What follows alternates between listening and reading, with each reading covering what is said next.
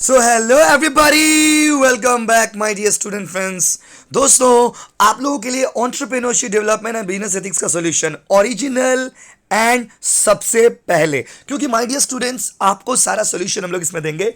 आप अपना सॉल्यूशन को मिला लीजिएगा और आपको दो चीज कमेंट में बताना है। एक, आपने कितना मार्क्स लाया वो बताना है, और दूसरा आपको ये बताना है कि आपको कल जो हम लोगों ने लाइव वीडियो बनाया था उससे कुछ बेनिफिट हुआ या फिर नहीं हुआ।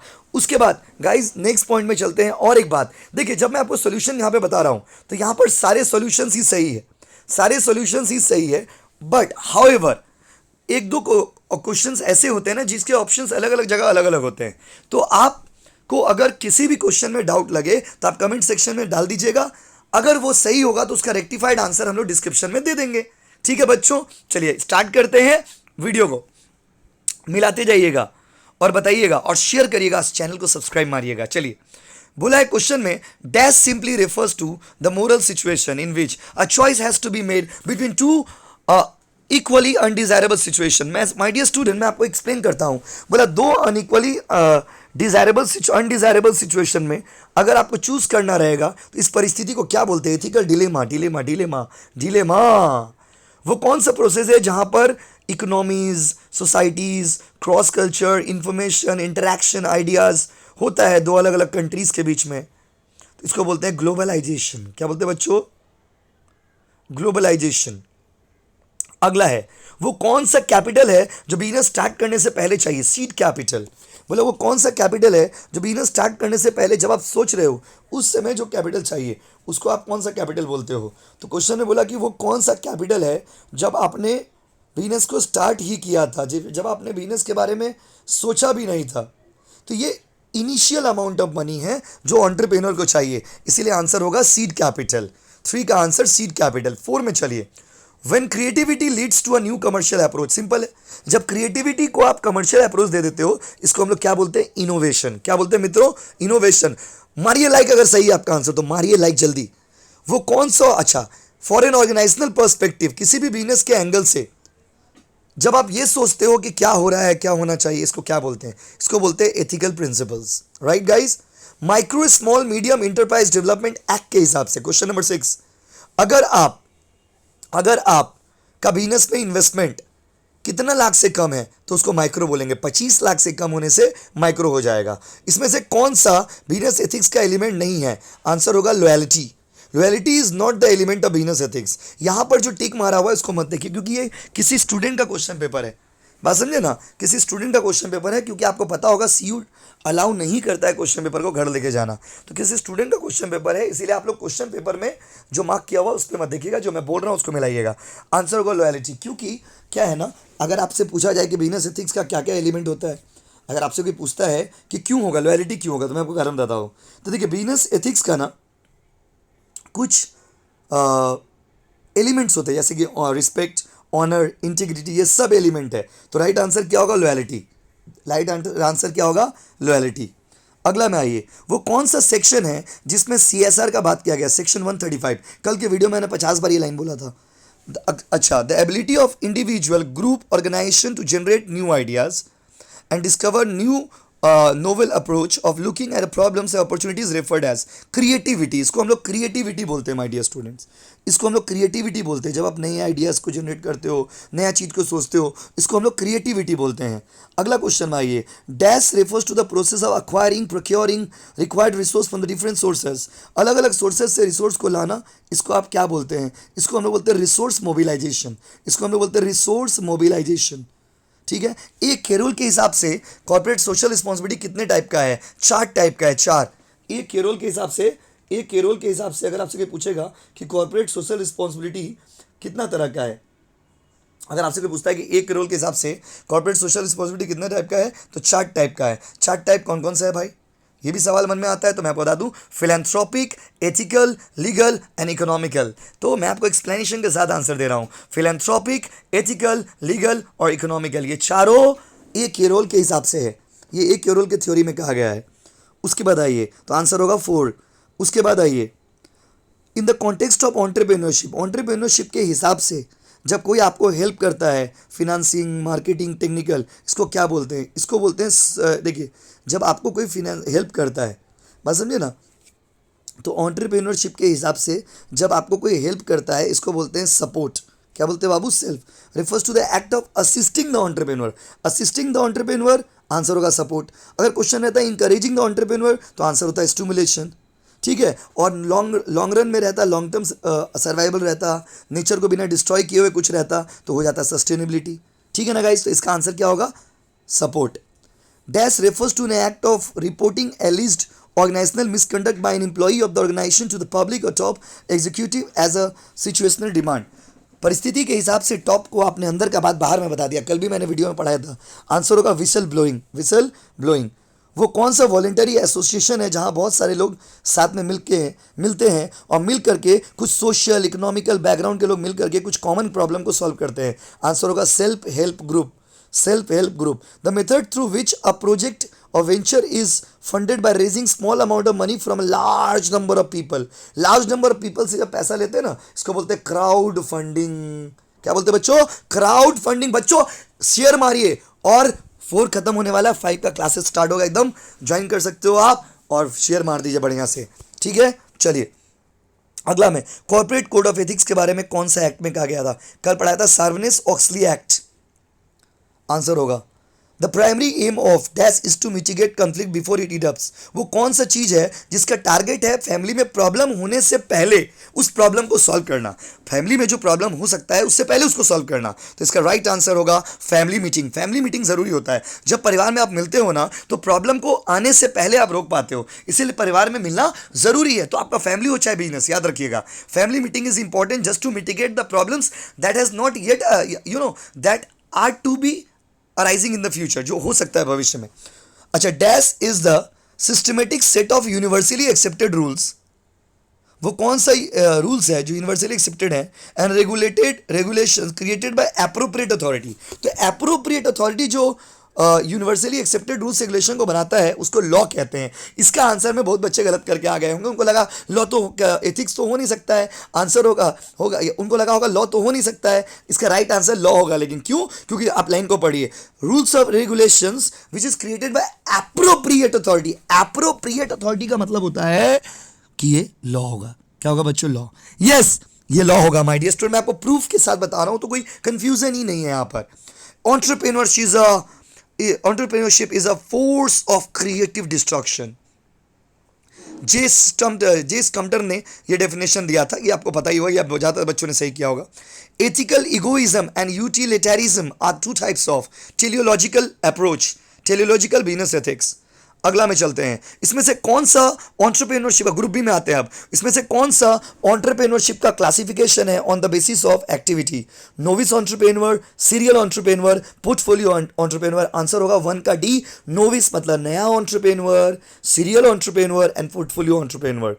डैश मर्जर, वो कौन सा मर्जर है? मर्जर मतलब होता है हम मिले, तुम मिले और साथ बने। तो इसको बोलते हैं जब 2 कंपनी मिल जाते हैं ना, बोला कि वो कौन सा मर्जर है जहां 2 फर्म एक टाइप का प्रोडक्ट है, बस अलग अलग एरिया में बेचने के लिए एक दूसरे से मिल जाते हैं। इसको बोलते हैं market extension merger. Yes, this is called market extension merger.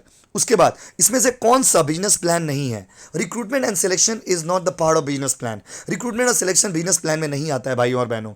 अगला क्वेश्चन है, a willful and deliberate violation of code of ethics of any organisation is classified at. मतलब अगर आप जानबूझ करके किसी कंपनी के रूल्स रेगुलेशन को तोड़ते हो तो इसको क्या बोलते हैं? बात समझे?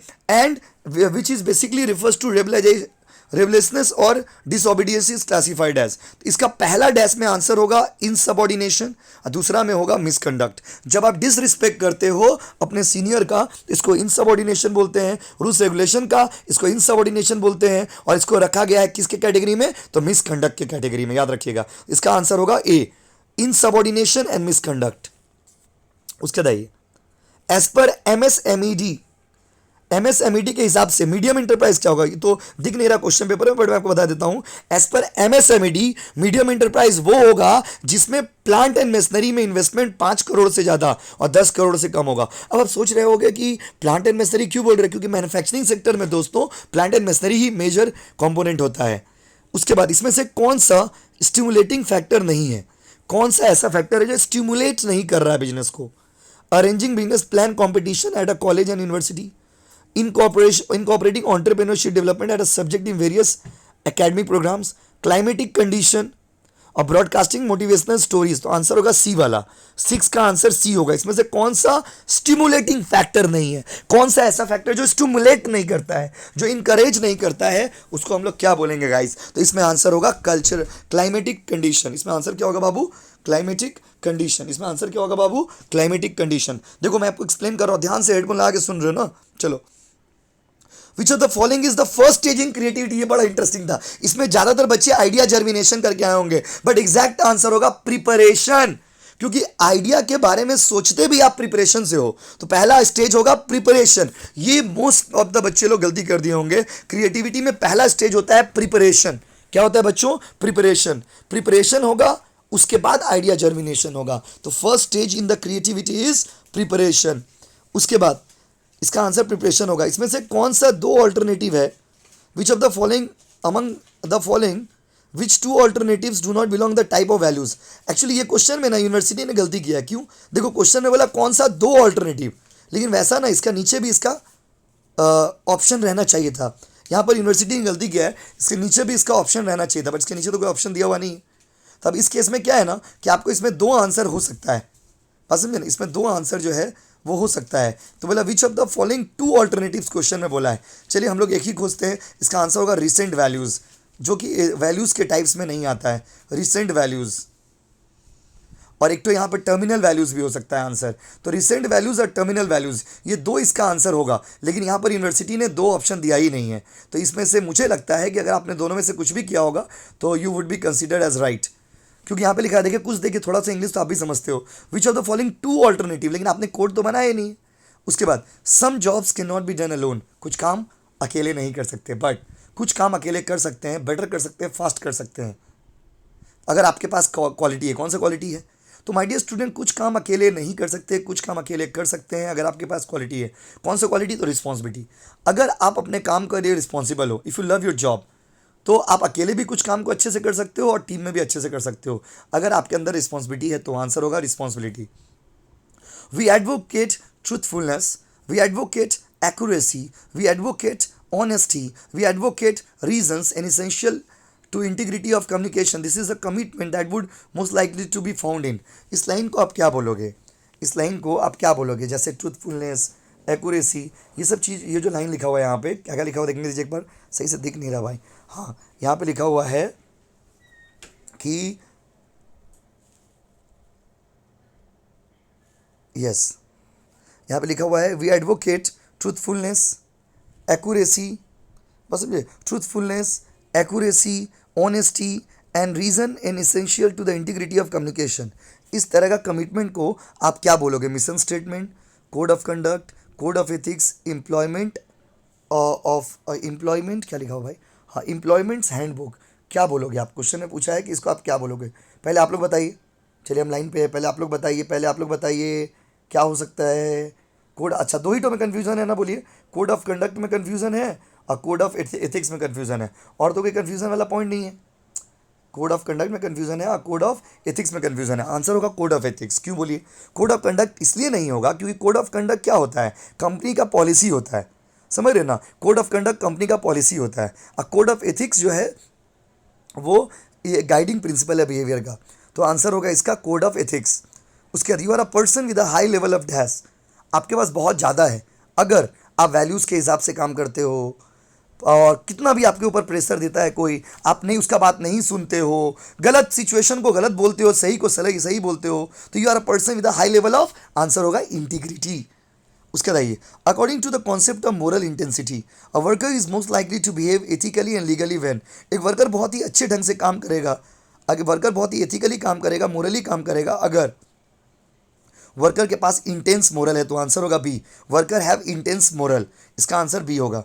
अब आइए, एमएसएमई का फुल फॉर्म क्या है और उसका डेफिनेशन कौन सा सेक्शन में दिया गया है? एमएसएमई का फुल फॉर्म क्या है और एमएसएमई का डेफिनेशन कौन सा सेक्शन में दिया गया है? तो क्वेश्चन में सुनिए, बोला है विच सेक्शन, क्वेश्चन बोला विच सेक्शन डिफाइंस एमएसएमईडी। तो यहाँ पर क्वेश्चन में बोला है कि एमएसएमईडी का फुल फॉर्म क्या है और कौन सा सेक्शन में एमएसएमईडी का डेफिनेशन दिया गया। देखते हैं क्या क्या लिखा हुआ है ऑप्शन में। आइए, the term MSME stands for and are defined under dash of MSME act. तो देखिए MSME का फुल फॉर्म क्या है, micro small medium enterprise, section 7। 13 का सी होगा आंसर, 13 का आंसर सी होगा, micro small medium enterprise and section 7। MSME का फुल फॉर्म अगर आपसे पूछता है कि MSME का स्टैंड फॉर, तो MSME का फुल फॉर्म क्या है, माइक्रो स्मॉल मीडियम इंटरप्राइज। और ये कौन से ईयर में आया था, तो 2006 में आया था। कौन सा सेक्शन में ये बात लिखा हुआ है, सेक्शन 7 में। In a business dash of the employ and dash give an idea about business culture. वो कौन सा चीज़ है जो बिजनेस को डिफाइन करता है, बिजनेस का कल्चर को बताता है। In business the dash of the employees give idea about business culture. Business के कल्चर के वैल्यू बारे में कौन बनाता है, तो देखिए in a business the values of the employees and commitment gives an idea about business culture. एक बिजनेस कल्चर का आइडिया आपको बिजनेस के वैल्यूज और कमिटमेंट से मिलता है। 15 में चलिए, व्हाट इज बिजनेस एथिक्स, तो इसका राइट आंसर पहला वाला होगा। Business ethics is the study of business situation activities and decisions where issue of right and wrong addressed. जहाँ बिजनेस एथिक्स एक ऐसा ब्रांच ऑफ स्टडी है जहाँ पर हम लोग पढ़ते हैं कि बिजनेस में कब कब किस किस सिचुएशन में राइट और रॉन्ग आ सकता है और उसको हम लोग एड्रेस करते हैं। देखिए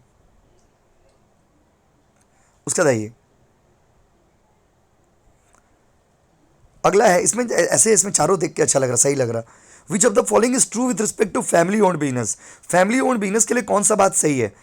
most of the family business में फीमेल डोमिनेट करते थे, नहीं पहले तो फीमेल होते ही नहीं, तो उन लोग का अस्तित्व ही कम था, पहले मेल डोमिनेटिंग होता था। Conflict among the family members are one of the major challenge of this form of business. Yes, यही आंसर होगा। 16 का राइट आंसर होगा बी, कि सबसे ज़्यादा प्रॉब्लम होता है फैमिली बिजनेस में, बहुत सारे कन्फ्लिक्ट हो जाते हैं, ये एक बहुत बड़ा इशूज़ है।